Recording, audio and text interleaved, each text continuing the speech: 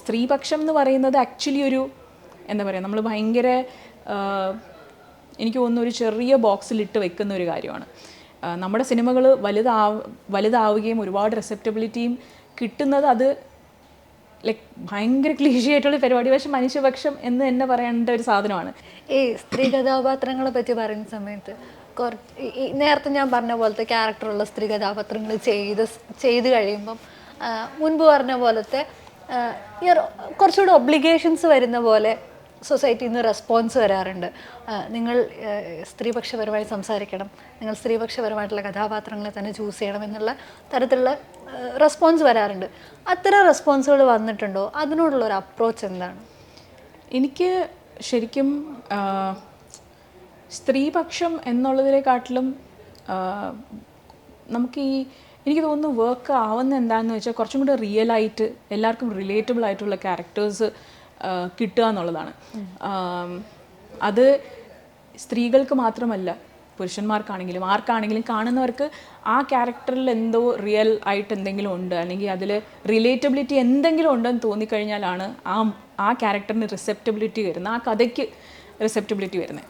സ്ത്രീപക്ഷം എന്ന് പറയുന്നത് ആക്ച്വലി ഒരു എന്താ പറയുക, നമ്മൾ ഭയങ്കര എനിക്ക് തോന്നുന്നു ഒരു ചെറിയ ബോക്സിലിട്ട് വെക്കുന്ന ഒരു കാര്യമാണ്.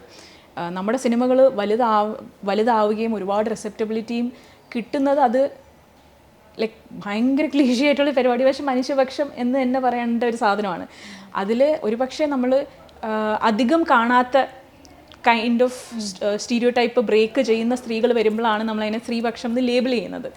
അപ്പോൾ ഒരു ലേബലിംഗ് ആവുന്നുണ്ട്. അതെ, അത് ആക്ച്വലി എനിക്കങ്ങനെ ഭയങ്കര ആൾക്കാരെ അങ്ങനെ കാണുമ്പോഴൊന്നും എൻ്റെ അടുത്ത് നല്ല സിനിമകളാണ്, എല്ലാം നല്ല കഥാപാത്രങ്ങളാണെന്ന് മാത്രമേ പറയുന്നുള്ളൂ. അല്ലാണ്ട് ഈ ഒരു ലേബലിംഗ് ഇല്ല. അത് ഈ ഇൻ്റർവ്യൂസിന് വന്നിരിക്കുമ്പോഴാണ് സാധാരണ അങ്ങനെ ചോദ്യങ്ങൾ വരും. അതും ഈ അടുത്താണ് അങ്ങനത്തെ കുറച്ച് ക്വസ്റ്റ്യൻസ് വരുന്നത്. അപ്പോൾ ഞാനും ഇരുന്ന് ആലോചിക്കും, അപ്പോൾ ഇതെങ്ങനെ അപ്രോച്ച് ചെയ്യണം, എന്താണ് എന്നൊക്കെ. പക്ഷേ എനിക്ക് തോന്നുന്നത് എല്ലാവർക്കും കോറായിട്ട് റിലേറ്റബിലിറ്റി ഉള്ളത് കൊണ്ടാണ് അതങ്ങനെ വർക്കൗട്ട് ആവുന്നതെന്ന് എനിക്ക് തോന്നുന്നു.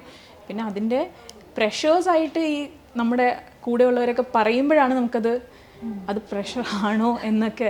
കാരണം തമാശയൊക്കെ ചെയ്ത സമയത്ത് ഞാൻ ഭയങ്കരമായിട്ട് ഈ പറയുന്ന പൊളിറ്റിക്കൽ കറക്റ്റ്നെസ് ഒക്കെ നോക്കി തന്നെ സിനിമ ചെയ്യണം എന്ന് ആ ഫിലിം കഴിഞ്ഞപ്പോൾ ഉള്ളൊരു ഭയങ്കര ഒരു ചിന്തയുണ്ടായിരുന്നു. ആരും തരാത്തൊരു ഭാരമൊക്കെ എടുത്ത് വെച്ച് തോളിലൊക്കെ വെച്ച് അത് ആ മൂവിക്ക് കിട്ടിയ റിസപ്ഷൻ കാരണമാണ്.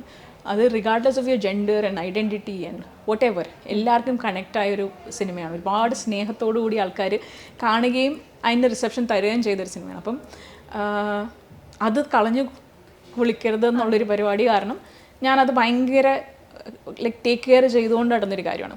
അപ്പം അന്നത്തെ എൻ്റെ ഐഡിയ ഓഫ് പൊളിറ്റിക്കൽ കറക്റ്റ്നെസ് അല്ല ഇന്നുള്ളത്.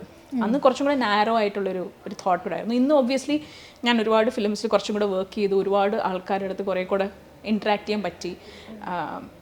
എന്താണ് അതിൻ്റെ അർത്ഥം എന്നുള്ളത് എനിക്ക് പേഴ്സണലി മാറിയിട്ടുണ്ട്.